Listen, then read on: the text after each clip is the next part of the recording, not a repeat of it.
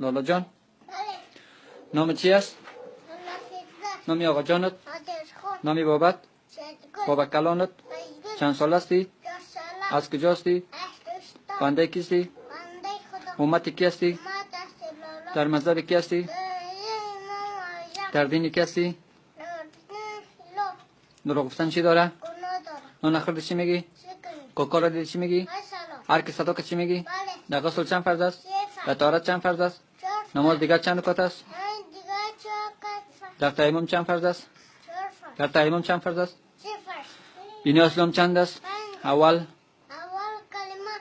دوم، دوم نماز. سوم، چهارم دیگه. چهارم، چهارم زکات. پنجم. پنجم از خانه کعبه. 4 خلیفه اسلام نام بگی. حضرت عثمان. هم، حضرت ابوبکر. هم، حضرت عمر. هم. حضرت علی. پدر حضرت محمد چی نام داشت؟ عبدالله. پدر کلانش، مادرش. مادرش، مادرش بیبیانه. دامادش، دامادش. حضرت علی. نواسش، نوزش. امام حسین. خانمش. خانمش. ها، عایشه صدیقه. حضرت محمد از کدام قبیله بود؟ قبیله کره. اولین سوره که به حضرت محمد نازل شد کدام سوره بود؟ سوره اقرا. نزول قرآن کریم در کجا بود؟ دا غره. بزرگترین گناه به نزد خداوند چی است؟ چیزکش. اولین زنی که در روی خدا شهید شد کی بود؟ اولین زنی که در روی خدا شهید شد کی بود؟ مایا. سمیه کی بود؟ سمیه. یا حضرت یاسر. زود بگو زنی حضرت یاسر. و چند کتاب ایمان داری؟ به کدام چهار کتاب؟ قرآن. هم؟ انجیل. هم؟ زبور. هم؟ تورات. تورات. قرآن شریف به کی نازل شد؟ قرآن شریف.